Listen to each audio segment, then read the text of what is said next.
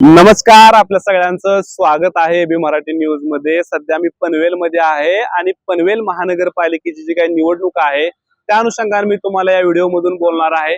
खरं तर पनवेल महानगरपालिकेची निवडणूक भाजपकडून अत्यंत प्रतिष्ठेची केली जात आहे। त्यासाठी आज राज्याचे प्रमुख देवेंद्र फडणवीस पनवेलमध्ये आले होते आणि त्यांनी आज पनवेलकरांना संबोधित केलेलं आहे।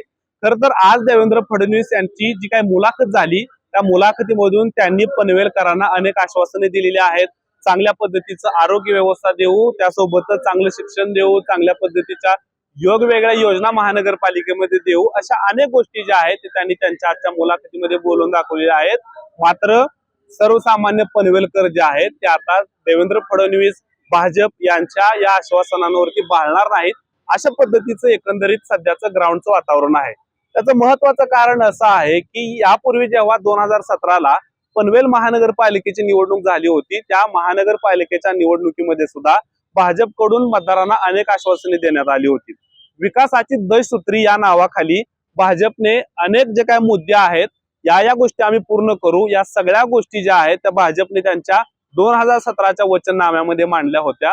मात्र भाजपचा आताचा 2025च्या या निवडणुकीचा जर वचननामा बघितला तर या वचननाम्यामध्ये सुद्धा 2017 मधल्या ज्या काही अनेक गोष्टी आहेत, अनेक आश्वासने आहेत ती रिपीट झालेली आहेत। त्यामुळे खरं तर आता भाजपने 2017ला दिलेली आश्वासने अजून पूर्ण केली नाहीत, तेच मुद्दे आता परत या वचननाम्यामध्ये आले आहेत। अशा पद्धतीचा जो काही स्वर आहे तो इथल्या मतदारांमध्ये आहे, इथल्या नागरिकांमध्ये आहे। त्या उलट जर आपण महाविकास आघाडीचा विचार केला तर महाविकास आघाडी मात्र इथल्या सर्वसामान्य नागरिकांचे प्रश्न केंद्रस्थानी ठेवून ही निवडणूक लढवताना दिसते आहे। खरं तर त्याचं महत्वाचं कारण म्हणजे महाविकास आघाडी सक्षम जे काही घटक पक्ष आहेत त्यांच्यामध्ये सगळ्यांच्या मध्ये एक वाच्यता आहे आणि अत्यंत अभ्यासपूर्वक असा वचननामा जो आहे तो महाविकास आघाडीकडून नागरिकांसाठी करण्यात आलेला आहे। आणि महाविकास आघाडीकडून सगळ्यात महत्वाची गोष्ट जर कोणती करण्यात आली असेल तर ती म्हणजे मालमत्ता कराबाबतचे गॅरंटी कार्ड, शपथेवरचा हमीनामा, असा एक हमीनामा जो आहे तो नागरिकांना देण्यात आलेला आहे। आपण या पनवेलचा जर विचार केला तर पनवेल मधले जे काही नागरिक आहेत त्यांच्या अनेक समस्या आहेत। त्याच्यातील सगळ्यात महत्वाची समस्या आहे मालमत्ता कर। मालमत्ता कराच्या ओझ्याखाली सर्वसामान्य पनवेलकर जो आहे तो दबला गेलेला आहे। मालमत्ता कराबाबत अनेक जे काही मोर्चे आहेत, आंदोलने आहेत ते महानगरपालिकेवरती इथल्या नागरिकांनी काढलेले आहेत। मात्र कोणत्याही पद्धतीचा दिलासा जो आहे तो पनवेलकरांना मिळालेला नाही। त्यामुळे एकंदरीतच इथले जे काही नागरिक आहेत ते मालमत्ता कराबाबत इथल्या प्रशासनावरती, इथल्या भाजपच्या असलेल्या महानगरपालिकेच्या सत्तेवरती नाराज होते आणि त्यामुळेच की काय खरं तर आता महाविकास आघाडी जी आहे ती हा मुद्दा घेऊन पुढे जाताना दिसते। आणि त्याच्यातलं महत्वाचं कारण म्हणजे हा जो शपथेवरचा हमीनामा महाविकास आघाडीने दिलाय त्याच्यामध्ये जवळजवळ 65% जो काय कर आहे, मालमत्ता कर आहे तो आम्ही तुमचा कमी करू, अशा पद्धतीची हमी महाविकास आघाडीकडून देण्यात आलेली आहे। म्हणजे एखाद्या नागरिकाला जर एका वर्षाला 1 लाख रुपयाचा कर भरावा लागत असेल मालमत्ता कर, तर त्यावर तब्बल 65% सूट देण्यात येणार आहे। म्हणजे 1 लाखाच्या पाठीमागे जवळजवळ 65,000 एका नागरिकाचे वाचणार आहेत। आणि या हमीनाम्यामुळे सध्या पनवेलकरांमध्ये चर्चा आहे। खरं तर एका बाजूला आपण मालमत्ता कर कमी करा म्हणून भाजपची सत्ता असलेल्या महानगरपालिकेवरती निदर्शने केली, मोर्चे केले, आंदोलने केले, त्याला कोणतीही दाद भाजपच्या सत्ताधाऱ्यांनी दिली नाही।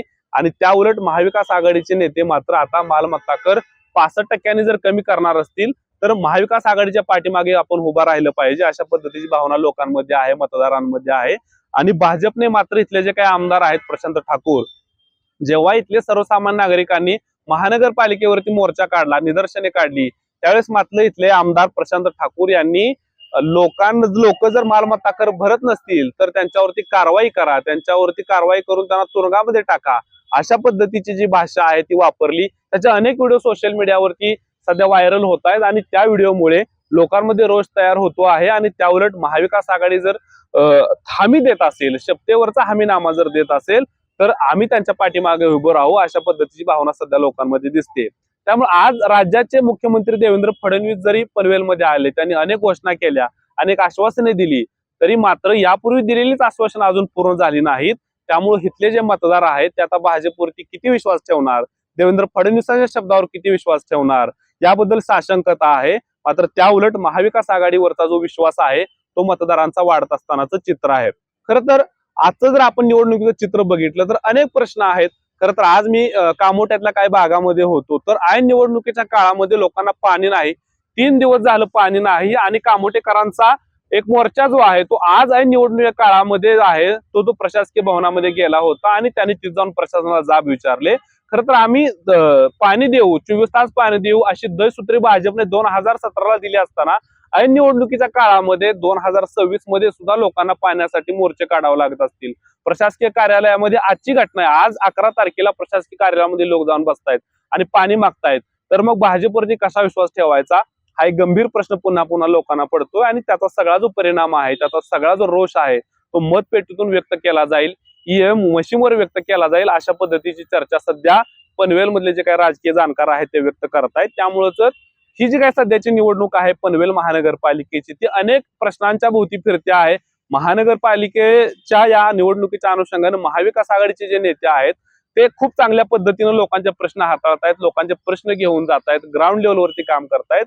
त्या उलट भाजप जे आहे ते गेल्या वेळेला जी आश्वासनं दिली होती त्याची पूर्तता न झाल्यामुळे नागरिकांमध्ये त्यांच्याबद्दलचा रोष एकंदरीत बघायला मिळतो. आणि सगळ्यात महत्वाचा मुद्दा म्हणजे दिबा यांचं नाव जे आहे तिथल्या विमानतळाला दिलं गेलं नाही त्याचा रोष आहे, तिथं लोकांना पाणी मिळत नाही त्याचा रोष आहे, चांगल्या पद्धतीच्या महानगरपालिकेच्या शाळा नाही, शाळांसाठी खाजगी शाळेत जाऊन तिकडं जी काही आवाढव्य फी आहे ती खर्च करावी लागते नागरिकांना, अशा पद्धतीचे अनेक प्रश्न आहेत. मात्र त्या उलट महाविकास आघाडीच्या कडून देण्यात आलेली ही मालमत्ता कराबाबतचं गॅरंटी कार्ड आणि प्रकाशित करण्यात आलेला महाविकास आघाडीचा वचननामा यामुळे मात्र नागरिक जे आहेत ते महाविकास आघाडीवरती विश्वास ठेवतील अशा पद्धतीचं चित्र आजच्या घडीला तरी दिसतंय. तुम्हाला काय वाटतंय? तुम्ही जर पनवेल मधले असलाल, तुम्ही जर पनवेलचे नागरिक असाल तर सध्याची आजची पनवेलची राजकीय जी काही स्थिती आहे त्याबद्दल तुम्हाला काय वाटतंय? पनवेलचे प्रश्न काय आहेत आणि पनवेलच्या या महानगरपालिकेच्या निवडणुकीमध्ये कोण बाजी मारेल तुम्हाला काय वाटतंय हे कमेंट करून नक्की सांगा. धन्यवाद.